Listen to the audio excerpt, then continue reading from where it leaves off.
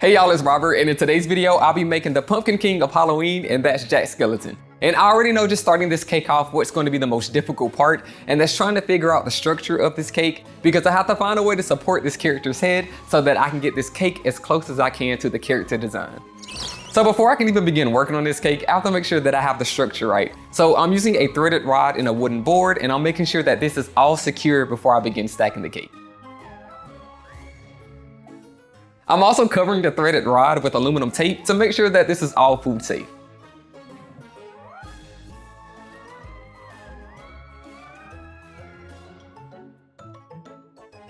For the cake layers, I'm using Halloween confetti cake, and I bake these in sheet pans so I can cut these to the sizes that I need. Now I'm adding simple syrup to each of the cakes because I am going to be carving this cake, so I want to make sure that it doesn't dry out as I'm working on it. I'm stacking the cake layers with vanilla buttercream, but because I'm making this cake so tall, I have to add a little more support, so I'm going to be adding some cake dowels.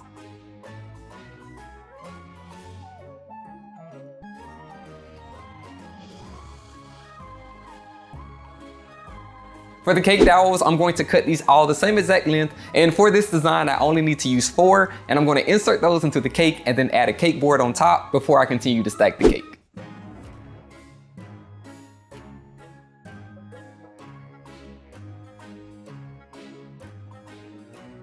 Now that I have the cake all stacked up, I'm now going to start carving it, and I'm using a serrated knife to do this. And then I also made this template with a Cricut, and I did this just so I can get the general shape of what this cake would look like.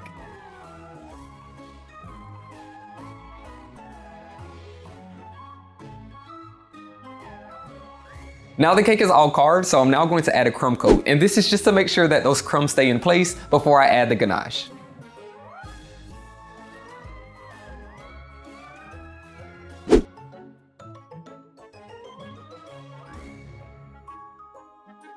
For the ganache, I'm using a 3-to-1 ratio of chocolate to cream, and I find that this ratio works the best whenever I'm making any kind of sculpted cake. So I'm just going to combine the chocolate and cream until it's all smooth, and then I'm just going to cover this up and let it sit. Now to add this ganache to the cake, I'm adding some to a piping bag because I find it easier to add it to the cake this way. And then I'm going to smooth this all out with an offset spatula and a cake comb, and then I'm going to go back with an acetate sheet to curve the edges.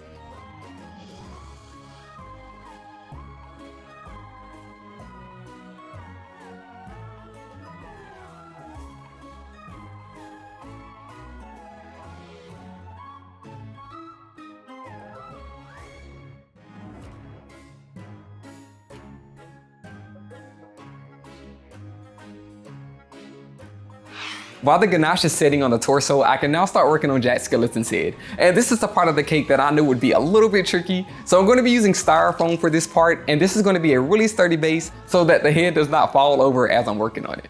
I'm adding a cake board to the styrofoam and then covering that with plastic wrap just to make sure that none of it gets on the cake, and then I can finish working on the head.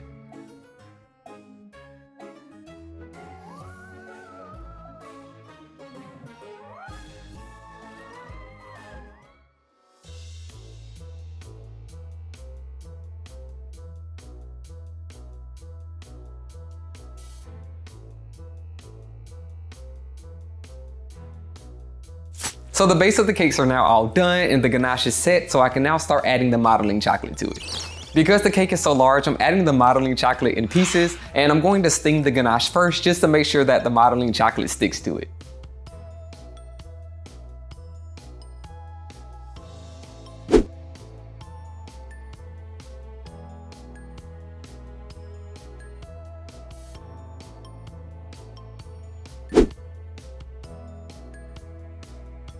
Covering the head of this cake is really difficult because of the shape of it, so I'm having to add the modeling chocolate in multiple pieces, and then I'm using modeling tools to blend all these pieces together.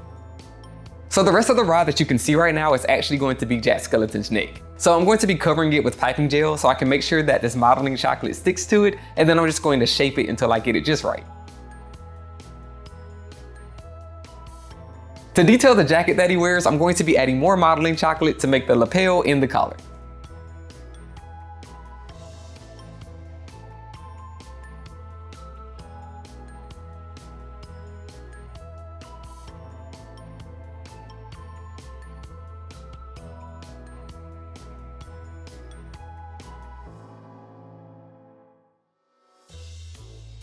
Now here's the fun but a little stressful part, and that's making sure that this cake looks like Jack by working on his face. So I'm going to be using modeling chocolate for this, and at first I thought I wanted this to look like a happy Jack, so I used circle cutters to mark the eyes, but then I decided for Halloween I want this to look a little more sinister, so I went back and then I changed it to look a little more menacing.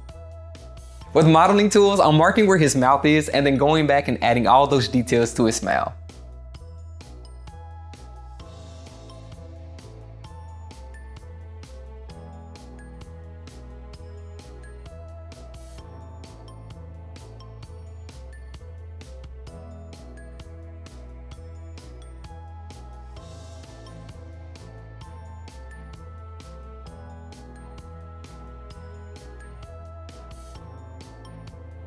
So this cake is all modeled and now it's time to add the color, but all I need for this cake is black and white. I'm diluting this paint to get it to a consistency that's easy to paint with, but I wanted to figure out a way that would be easy to make these pinstripes, so I'm using these ribbons and then placing these on the cake before I paint the cake black.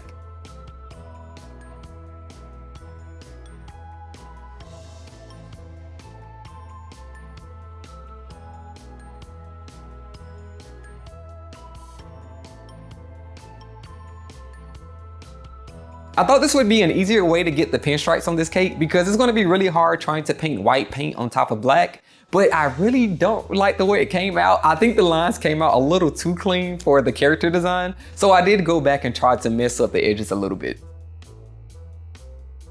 Now to detail Jack's face, I'm going to be painting in his eyes, nose, and mouth with black paint.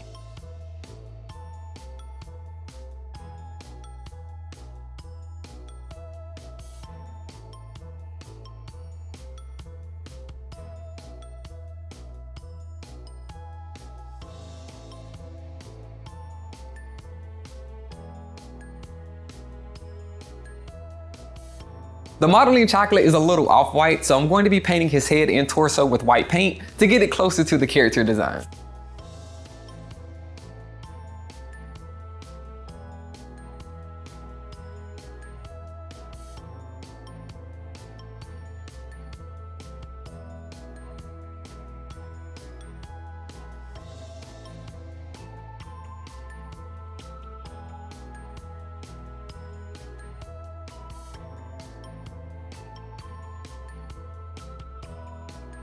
Now that the black paint on the lapel and collar has dried, I'm going to go over that with white paint to hand draw in these pinstripes, and I really like the way that this looks.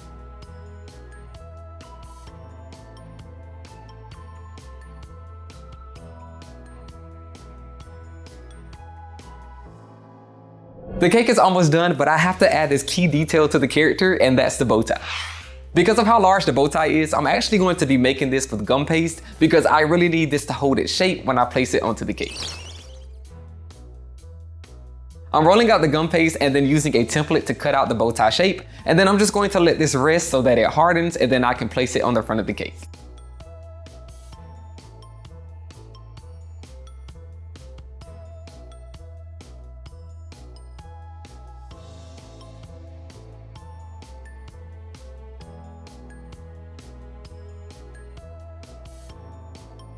Before I place it onto the cake, I'm going to paint it first because it's going to be a lot easier to do it this way. And then I'm just going to add some toothpicks and piping gel to the back of the bow tie, and this will help it stick to the cake.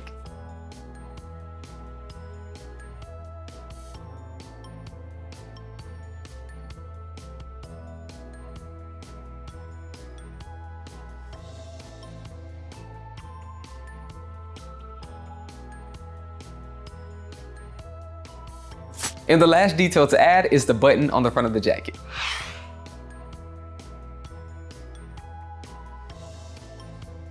So here it is. This is the Jack Skellington Cake complete.